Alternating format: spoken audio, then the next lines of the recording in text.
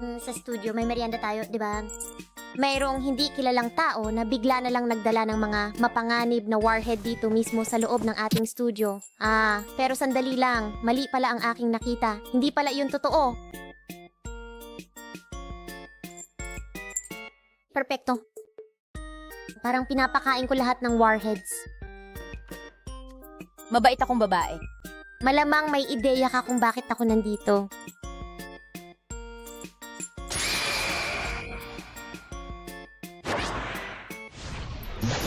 Ano? Sigurado ka ba? Hindi mo naman talaga kinailangan gawin ang bagay na yon para sa akin. Pero, salamat pa rin.